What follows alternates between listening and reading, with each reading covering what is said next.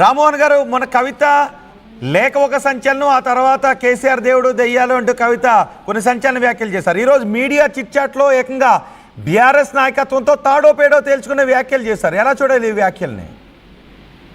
ఆమె లేఖలో రాసినటువంటి అన్ని అంశాలను కూడా ఒక్కొక్కటిగా బహిర్గతం చేస్తా ఉన్నారు. ఎందుకంటే ఆమె లోపల ఉంటున్నటువంటి విషయాలే లేఖలో పెట్టారు. తండ్రిని ఎప్పటి నుంచో కలవనీయలేనటువంటి పరిస్థితులు తెచ్చినటువంటి వాళ్ళని దయాలుగా, వినలేనటువంటి నిస్సహాయ స్థితిలో కేసీఆర్ గారు ఉండడం అనేటటువంటిది పార్టీకి భవిష్యత్తు లేనటువంటి విధంగా బీజేపీ మీద ఆధారపడేటటువంటి అంశంగా కవిత గారు తన యొక్క లేఖలో చాలా స్పష్టంగా రాసిండు. ఎంపీ ఎలక్షన్లు అప్పుడు ఏం జరిగింది, ఎమ్మెల్సీల అభ్యర్థులను ఎందుకు నిలబెట్టలేదు, తద్వారా వాళ్ళు ఏమంటారు అనంటే త్యాగం చేసుకుంటూ బీజేపీని బతికిస్తున్నటువంటి పరిస్థితిని ఆమె ఈరోజు ఇంకా స్పష్టంగా చెప్పింది. అసలు ఒక స్టేజ్ లో బీజేపీలోకి బీఆర్ఎస్ పార్టీని విలీనం చేసేటటువంటి కుట్రలు కూడా జరుగుతున్నాయి అని అన్నారు. ఇంతకు మించింది ఏం కావాలి? డే 1 నుంచి కాంగ్రెస్ పార్టీ అదే చెప్తా ఉంది. బీజేపీ బీఆర్ఎస్ రెండు ఒకటే. బీజేపీ రాష్ట్ర నాయకత్వము అటు కేసీఆర్ గారి మీద సవాళ్లు విసిరినా జైళ్ళకు పంపిస్తామని చెప్పినా, ఉల్టా బీజేపీ రాష్ట్ర నాయకత్వాన్ని జైల్లో వేసినప్పటికీ కూడా కేంద్రం నుంచి లేకపోతే బీజేపీ అధిష్టానం నుంచి ఎట్లాంటి చర్యలు కేసీఆర్ గారి కుటుంబం మీద తీసుకోలేదు.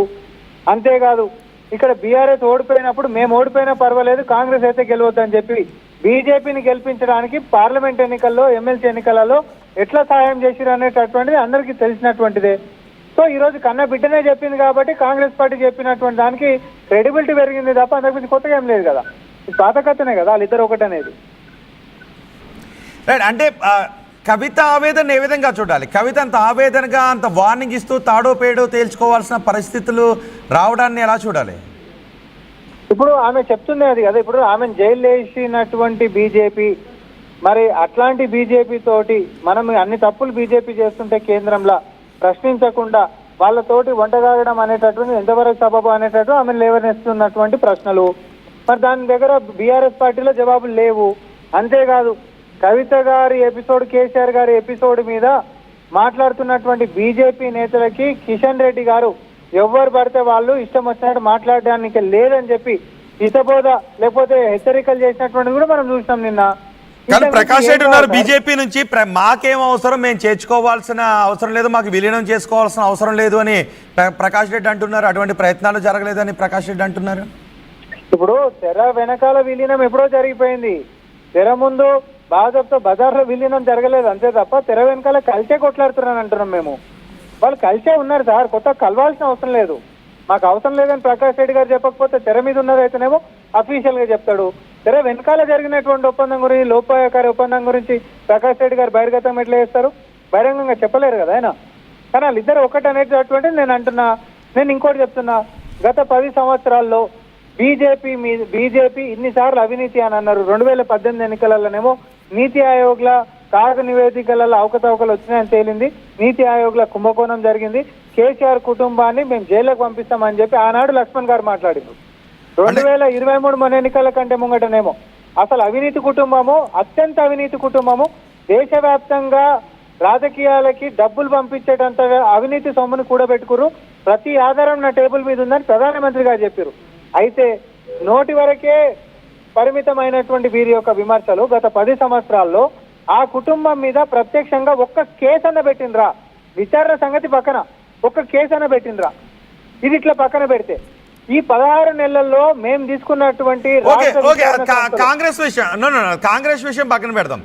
బీఆర్ఎస్ విషయం, ఇప్పుడు బీఆర్ఎస్ లో చోటు చేసుకుంటున్న ఈ పరిణామాలను కాంగ్రెస్ కూడా తనకు లాభకరంగా వాడుకోవాలని ఏమైనా చూస్తోందా?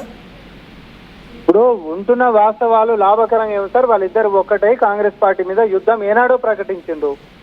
అసెంబ్లీ ఎన్నికలప్పుడు ఎవరి దారి వాళ్ళు చూసుకుందామని అనుకుంటే బీజేపీ బీఆర్ఎస్ ఒక్కటి అనేటటువంటి యొక్క నిజాన్ని తెలంగాణ ప్రజలు నమ్మిరు కాబట్టి బిడ్డనైనా జైలుకు పంపించకపోతే మళ్ళా కూడా పార్లమెంట్ ఎన్నికల్లో బీఆర్ఎస్ బీజేపీలకు నష్టం జరుగుతుంది కాబట్టి కన్న బిడ్డని ఆ రోజు జైలుకు పంపించే కంపల్షన్ క్రియేట్ చేసినాం మేము. కాంగ్రెస్ పార్టీ క్రియేట్ చేసినటువంటి కంపల్షన్, ఆ కంపల్షన్ లో కవిత గారు జైలుకు పోయారు.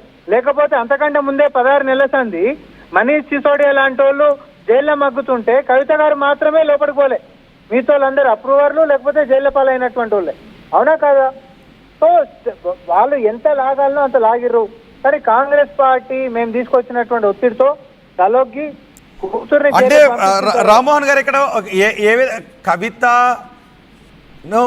ఒక పవర్ సెంటర్గా ఎదగకుండా కేటీఆర్ చూస్తున్నారు అనే ఆవేదనలో కవిత ఉన్నారు అనుకోవాలా, లేదంటే పార్టీని బీఆర్ఎస్ని బీజేపీలో విలీనం చేస్తే పార్టీ ఉండదు అనే ఆవేదనలో కవిత ఈ వ్యాఖ్యలు వార్నింగ్లు ఇచ్చారని అనుకోవాలా?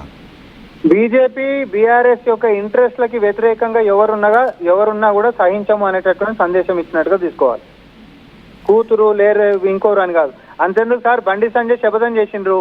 ఆనాటి రాష్ట్ర అధ్యక్షుడు ఉండే శపథం చేసిన కిటికీలు వాళ్ళ కొట్టి లోపల వేస్తే అర్ధరాత్రి అంతా కనబడకుండా చేస్తే కూడా ఆ పైన ఉన్నటువంటి బీజేపీ వీళ్ళ మీద ఏం చర్యలు తీసుకుంది ఒకటి చెప్పండి. ఆయన తక్కువ కొట్లాడిండు, కొంచెం కొట్లాడే ప్రయత్నం చేసిండు. ఆయన ఏం చేశారు, ఆయననే పక్కకి చెప్పారు, అర్ధరాత్రి పూట పదవి మార్చి పడేసేసారు. సో అధిష్టానం బీజేపీ ఇక్కడ బీఆర్ఎస్ కేసీఆర్ కి ఉంటున్నటువంటి అవినాభావ సంబంధం ఏదైతే ఉందో దాన్ని చెడగొట్టేటటువంటి కుట్రలు ఎవరు చేసినా కన్న కూతుర్ని కూడా సహించమనేటటువంటి సందేశాన్ని బీఆర్ఎస్ పార్టీ ఈ రోజు ఇచ్చింది. రైట్. మనకి ప్రకాష్ రెడ్డి గారు కూడా ఉన్నారు. ప్రకాష్ రెడ్డి గారు, ఇప్పటివరకు కాంగ్రెస్ ఏదైతే అంటుందో బీఆర్ఎస్ బీజేపీ ఒక్కటే అని, ఆ విషయం కవిత మాటలతో మరొకసారి నిజం